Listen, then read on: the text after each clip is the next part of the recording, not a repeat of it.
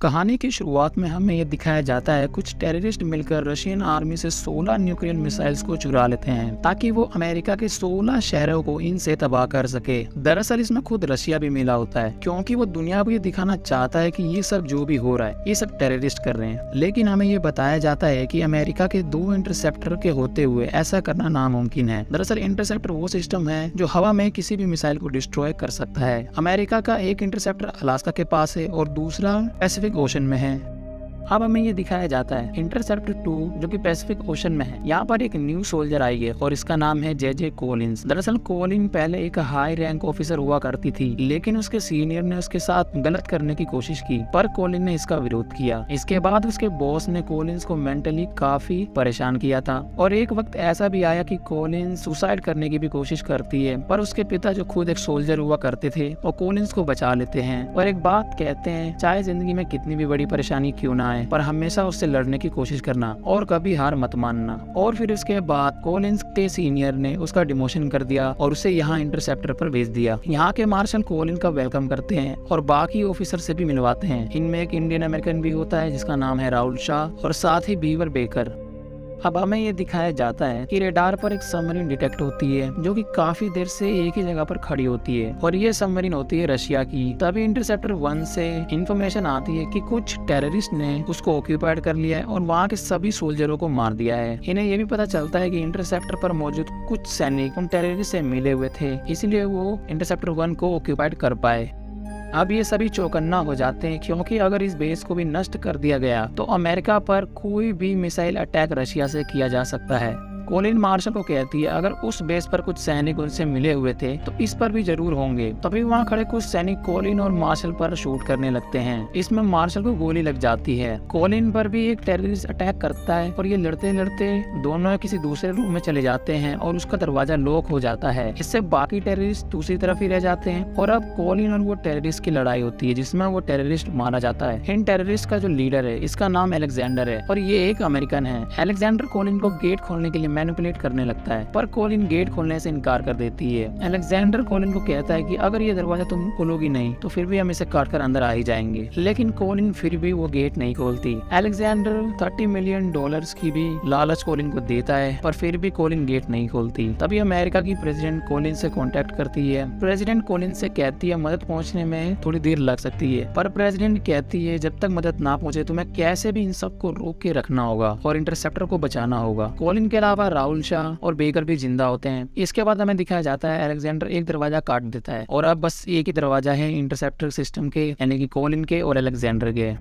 Alexander Colin को उसके बारे में बताता है कि कैसे उसके साथ आर्मी में गलत हुआ और कैसे उसके सीनियर ने उसके साथ क्या हरकत की। इसलिए वो कॉलिन को कहता है कि तुम्हें तो सबसे पहले हमारे साथ आना चाहिए और तुम्हें ये गेट खोल देना चाहिए, लेकिन कॉलिन को इन सबसे फर्क नहीं पड़ता। वो फिर भी नहीं मानती और गेट को बंद ही रखती है। तभी पीछे से बेकर इन पर बंदूक तान देता है और राहुल और कॉलिन को गोली मार देता है, पर इनकी मौत नहीं होती क्योंकि इन्होंने बुलेट प्रूफ जैकेट पहन रखे हैं। अब अलेक्जेंडर और उसके साथी अंदर चले आते हैं। हालांकि वो कॉलिन और राहुल को मारते नहीं है और उन्हें कुर्सी पर बांध देते हैं। अलेक्जेंडर सैटेलाइट के जरिए खुद को पूरे दुनिया और अमेरिका में लाइव ब्रॉडकास्ट करने लगता है और इस फिल्म में हमें क्रिस हेम्सवर्थ का एक छोटा सा कैमियो भी दिखाया गया है। दरअसल वो इस फिल्म के एग्जीक्यूटिव प्रोड्यूसर भी हैं, इसलिए उनका यहाँ पर एक छोटा सा कैमियो दिखाया गया है एक टीवी सेलर के रूप में। अलेक्जेंडर पूरी दुनिया से कहता है हमने अमेरिका के 2 इंटरसेप्टर को अपने कब्जे में कर रखा है और हम अमेरिका के 16 शहरों को इनसे तबाह कर देंगे। और इसके बाद अलेक्जेंडर एक न्यूक्लियर मिसाइल को लॉन्च करवा देता है और ये अमेरिका के साथ साथ पूरी दुनिया लाइव देख रही होती है। अलेक्जेंडर सबको कॉलिन के बारे में भी बताता है कि कैसे एक फीमेल अमेरिकन सोल्जर के साथ उसी की सेना ने उसके साथ गलत व्यवहार किया। उसके सीनियर ने अपनी पोजीशन का गलत फायदा उठाकर कॉलिन के साथ गलत करने की कोशिश की, पर वहीं कॉलिन खुद को आजाद करने की कोशिश कर रही होती है और अलेक्जेंडर के कहते ही कॉलिन खुद को आजाद करके उन सब पर फायर करने लगती है। अलेक्जेंडर और बेकर खुद को बचाने के लिए दूसरे रूम में चले जाते हैं और कॉलिन बिना देर किए वो दरवाजा बंद कर देती है ताकि वो दोनों अंदर ना आ सके, पर इन टेररिस्ट में से एक अंदर ही रह जाती है और इसके बाद कॉलिन और उसके बीच लड़ाई होती है, पर कॉलिन उसे कैसे भी मार देती है और बिना देरी किए इंटरसेप्टर मिसाइल लॉन्च कर देती है और वो मिसाइल उस न्यूक्लियर बॉम्ब को तबाह कर देती है। कुछ देर के लिए सब कुछ शांत हो जाता है पर अलेक्जेंडर अलेक्जेंडर कोलिन के फादर के बारे में उसे बताने लगता है और तभी वो उसे उनकी लाइव फुटेज दिखाने लगता है। ये देखकर कोलिन चौंक जाती है क्योंकि आखिर उसे उसके पिता के बारे में कैसे पता, क्योंकि वो कल ही तो यहाँ पर शिफ्ट हुई थी। अलेक्जेंडर उसे कहता है कि अगर तुमने ये दरवाजा नहीं खुला तो तुम्हारे पिता को मैं मार दूंगा। कोलिन काफी गिड़गिड़ाती है और कहती है कि मेरे पिता को मत मारना, पर अलेक्जेंडर उसके पिता को गोली मार देता है क्योंकि वो गेट ही नहीं खोलती। अब अलेक्जेंडर वहाँ पड़े मार्शल की बॉडी से उसके फिंगरप्रिंट लेकर इस पूरे बेस का मास्टर कंट्रोल एक्सेस कर लेता है और वो इस शिप को डुबाने लगता है, क्योंकि अगर ये बेस ही नहीं रहा तो न्यूक्लियर मिसाइल्स को कोई तबाह नहीं कर पाएगा, क्योंकि उन्होंने पहले वाले इंटरसेप्टर को पहले ही डुबा दिया है। पर बेस को डुबाने की प्रक्रिया को धीरे किया जा सकता है और ये कोलिन जानती है, पर वो सिस्टम बेस के नीचे है और ये दोनों बाहर नहीं निकल सकते। इसलिए वो फैसला करती है कि वो सीधा समुद्र में कूद जाएगी और वहाँ से जाएगी। पर राहुल कहता है कि मैं जाऊंगा वहाँ पर।